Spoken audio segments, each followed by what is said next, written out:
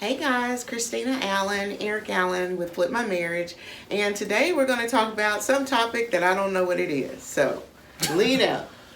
All right, we're going to discuss double standards. Oh, And yeah, she has no idea what this is about. But a lot of our conversations we have, they're not always structured, they're not always full format, but we want to have like discovery conversations. So we're discovering, we want you to discover too. And hopefully it bring about conversation within your own relationship and your own right, family. So right. double standards. This is a problem with us. Well, not a I don't problem. know what you're talking about. What's Excuse the me. problem? Not a problem. Well, it becomes a problem when I do something, it's a problem, and then when you do something, it's no big deal. Give me an example. For example, I'm gonna start with something simple. I'm gonna warm you up a little bit. Okay. Start with something simple, like you can do the laundry Mm-hmm. and throw the laundry on the bed, Okay. and it's fine. I can do the laundry and throw the laundry on the bed, and you come by, see the clothes on the bed, and huff and puff. Right. Yeah, I can see that. So why is But that? because a lot of times when I'm doing laundry, I'm in a rush. So if I throw the clothes on the bed, Double it's standard. because I'm gonna get back to it eventually. But I don't know if you remember this, but your responsibility was clean the room. My responsibility was clean the bathroom. So if it's clothes on the bed, actually, Oh, what? How you gonna? No. See, no. Wait. a that minute. was our discussion. You trying to cloud? You trying to cloud the story? You trying to No, cloud? I'm just saying actually. But I understand what you're saying. The double standard would be me throwing the clothes on the bed versus you throwing the clothes on the Alright. bed, which would actually be a problem to me because you threw them on the bed and you didn't clean up after yourself. So I was cleaning up after myself. All right. So you clouded that one up. So let's take a little bit a different course. So spending. Okay. No, not even spending. What spending? But yeah, spending. You can go and buy something, and it's a perfectly logical reason why you're buying it. Exactly. Every time.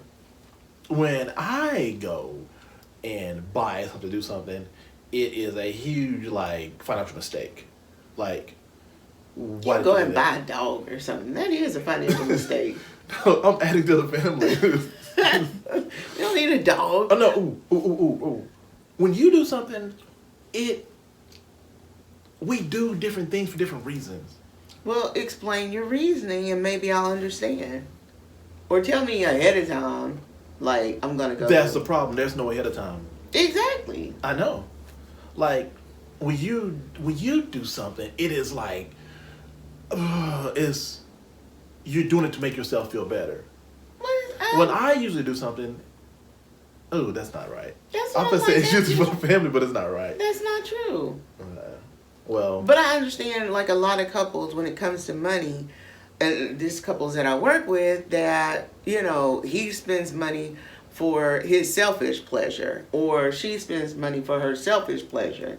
It doesn't have anything to do with the family. But my thing is, if it's your money and you worked hard for it, like, you should be able to get things you want. However, but that's that. However, if you have a joint account or an account where all the bills are paid, if all the bills are paid and, maybe your goal is to save or whatever, if everything in the house is taken care of and there's money left over, why can't you spend it the way you want to?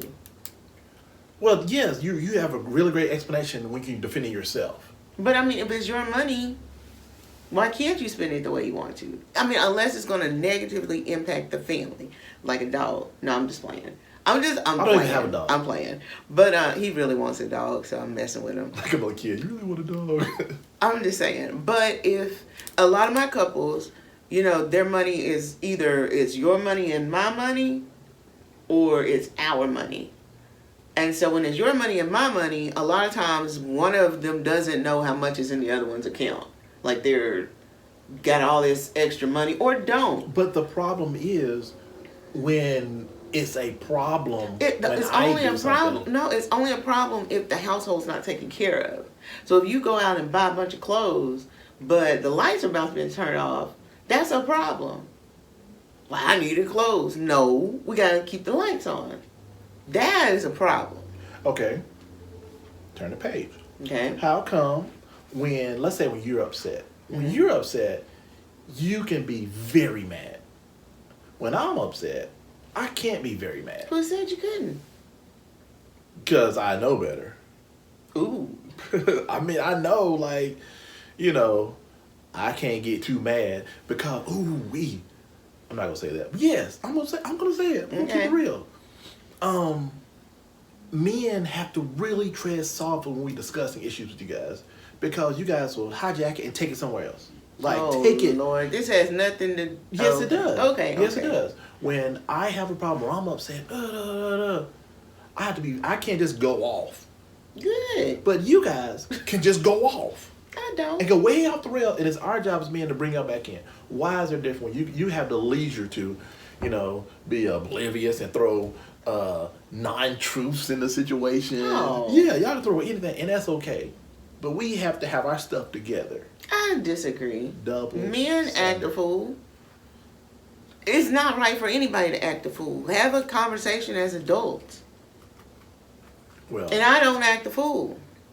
So okay, so let's wrap this up because you see the double standards though. I see what you're saying, but I don't think. Well, of course it doesn't apply in every situation, but I see what you're saying. No, I think it goes down to not saying the anatomy, but a woman responds to when they're doing something emotional. You just gotta see it differently when you're emotionally involved. Like all your emotional situations are justified. They are. Men too.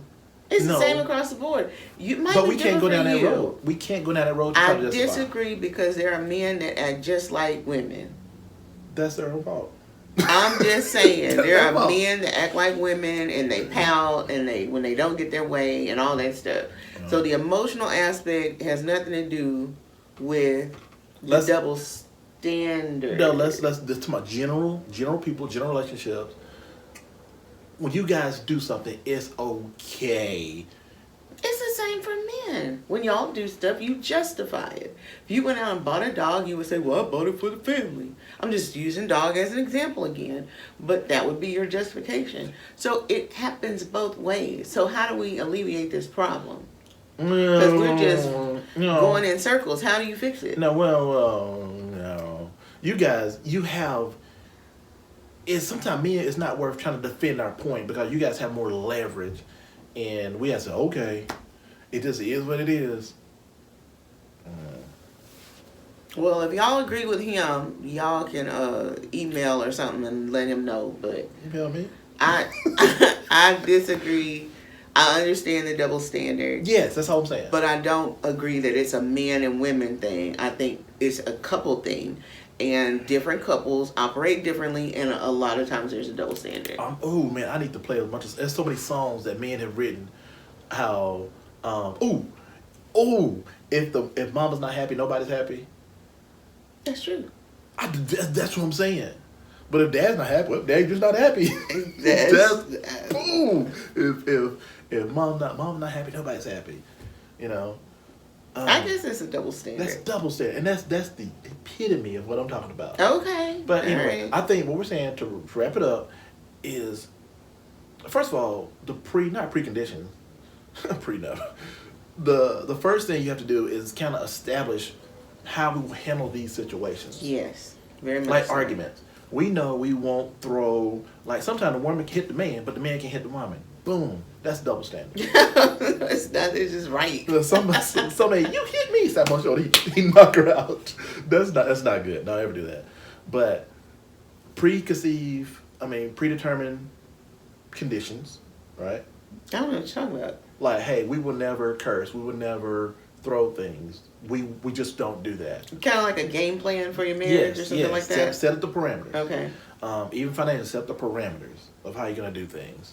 And stick to it. Yeah, and stick to it. Yeah. And you have to really practice that to really make it happen. And Yeah. if you do that, especially for men, the path is a lot clearer going down. Well, I think for women it's the same thing. I think communication is key in these situations. If you see a double standard, you should be able to address it.